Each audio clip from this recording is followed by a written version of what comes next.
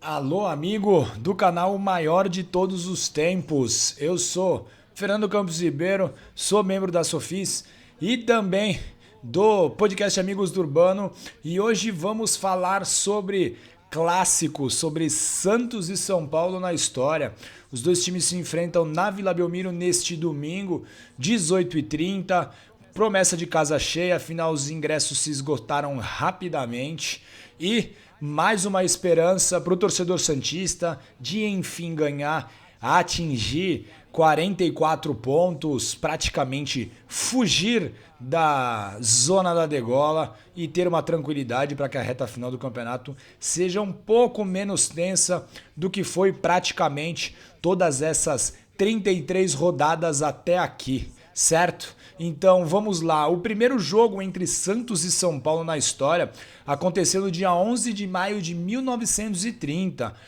O São Paulo Futebol Clube, de uns anos para cá, e de maneira até justa, passou a anexar os jogos do período em que o clube atuava na Chácara da Floresta, né? O time que havia sido formado em 1930 herdou a estrutura da Associação Atlética das Palmeiras e uma parte da torcida do Clube Atlético Paulistano. O paulistano que, mesmo tendo conquistado o Campeonato Paulista por 11 vezes, acabou abandonando o futebol quando este se tornou profissional. Tentou permanecer no amadorismo. O paulistano acreditava que o profissionalismo seria bastante prejudicial à prática do futebol, abandonou o profissionalismo, não seguiu o caminho dos outros clubes e, depois de um bom tempo, realmente abandonou a modalidade de futebol.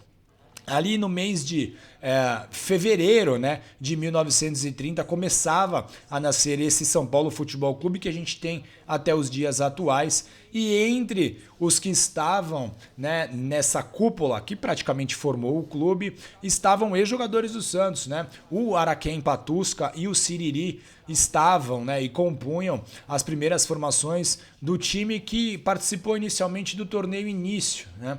Lembrando que tanto o Araquém quanto o Siriri tiveram problemas, né, com o presidente do Santos à época, o rígido disciplinador Antônio Guilherme Gonçalves, foram praticamente expulsos do clube e aí seguiram para jogar na capital e lá ajudaram de maneira bastante efetiva a fundação do Tricolor. Então, poucos meses logo depois da fundação, o time da capital, o São Paulo Futebol Clube, descia a serra com um bom, né, elenco de jogadores como a gente pode destacar aí o Arthur Friedenreich, o Mário Seixas, o próprio Siriri. Os três jogaram contra o Santos, né, na primeira partida entre as equipes. O Araquém não jogou nessa partida, mas esse jogo entre Santos e São Paulo, o primeiro da história, acabou no empate em 2-2. Os gols do Santos foram marcados pelo Camarão, que era irmão do Siriri, mas continuou jogando no Santos, e o Feitiço. Para o Tricolor marcaram o Luizinho e o Friedenreich. No dia 12 de março de 1933, há mais de 90 anos, né, completados neste ano, a primeira partida profissional de futebol no Brasil envolveu Santos e São Paulo, sim, e o palco desse marco histórico no nosso futebol, porque realmente o nosso futebol mudou muito, né, com a adesão ao profissionalismo, mudou para melhor para alguns, para pior para outros na época, mas realmente consolidou o esporte de alto rendimento aqui no nosso país. E o palco escolhido para a primeira partida entre profissionais foi a Vila Belmiro, né? O Santos, que já não tinha mais todo o elenco estrelado e o seu poderio ofensivo de alguns anos antes, né? Estamos falando de 1933.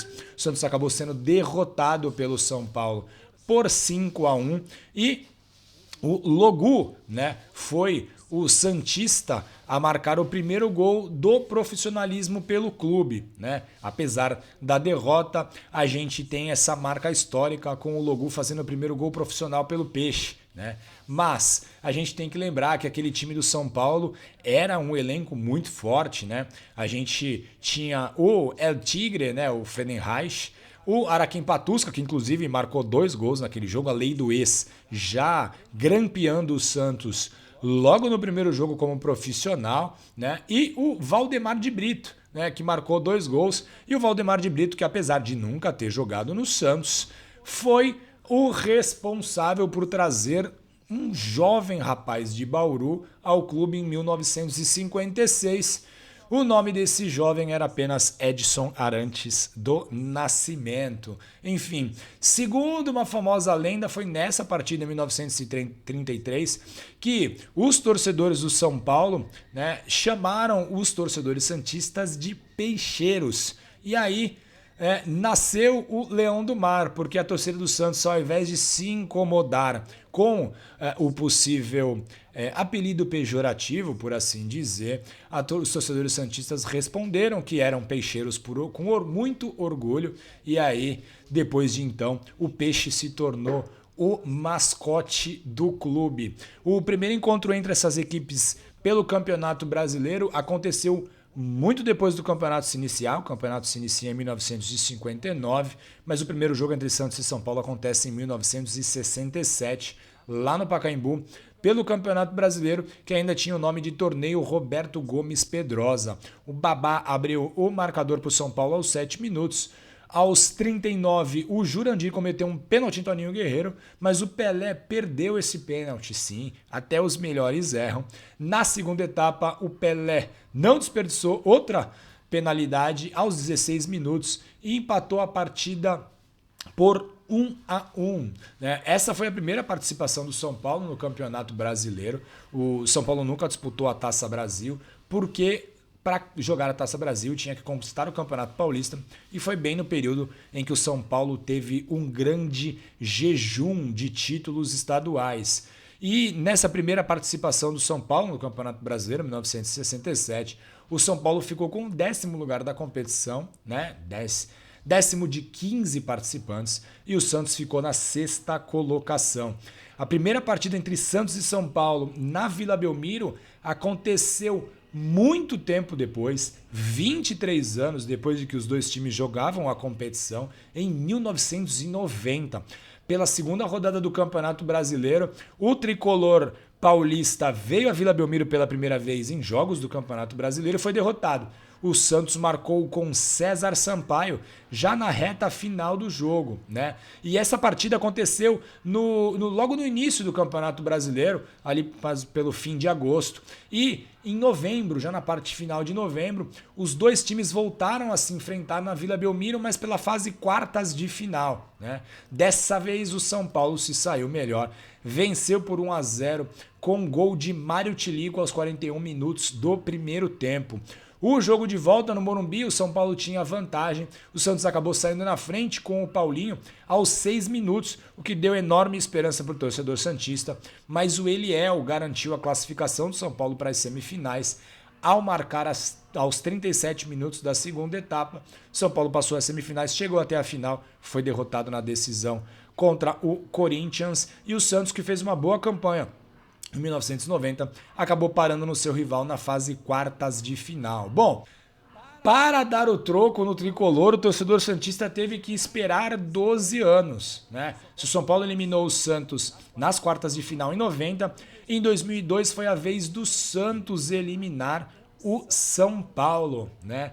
O Santos, que vinha com a 8ª melhor campanha, classificavam-se 8 times, enfrentou o time de melhor campanha, que era o São Paulo, que vinha com 10 vitórias seguidas, jogando um futebol muito bonito, com uma equipe muito qualificada. Mas nas quartas de final o Santos deu troco, e deu troco melhor ainda, porque se em 90 a primeira partida terminou com vitória do São Paulo e a segunda com empate, em 2002 o Santos ganhou os 2 jogos. Na Vila Belmiro o Santos ganhou por 3-1, jogando muito bem, envolvendo o São Paulo com gols de Alberto, Diego e de Robinho. E jogando no Morumbi, o Santos venceu novamente, saiu atrás no placar. O Luiz Fabiano marcou o gol do São Paulo de cabeça logo no começo do jogo. E aí o Santos teve bastante capacidade, bastante calma para poder conseguir equilibrar o jogo, virar a partida, venceu com gols de Léo e de Diego. E essa eliminação que o Santos impôs ao São Paulo deixou todos muito surpresos. Afinal de contas, poucos acreditavam no jovem time do Santos, e foi, né, o gás que o time precisava para poder superar o Grêmio com até uma relativa facilidade nas semifinais e vencer o Corinthians na grande decisão e se tornar campeão brasileiro pela 7ª vez, né, e quebrar o jejum de 18 anos sem conquistas, que incomodava bastante os torcedores, principalmente os torcedores da minha geração, que tiveram ali a oportunidade de ver o Santos campeão de um grande campeonato pela primeira vez. 2 anos depois, o Santos repetiu a dose, foi campeão brasileiro, né, em 2004, né, o seu 8º título nacional.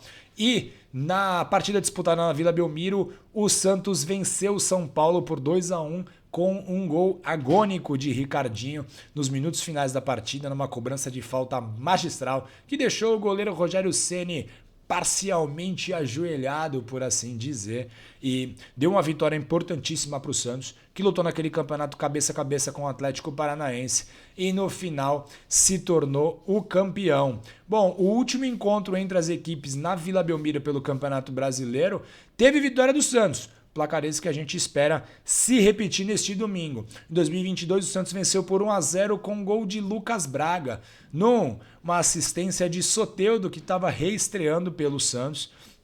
E esperamos que a sorte se repita. E em 2022, né, esse resultado, essa vitória sobre o São Paulo, deixou o time do técnico Lisca com 33 pontos na 8ª colocação.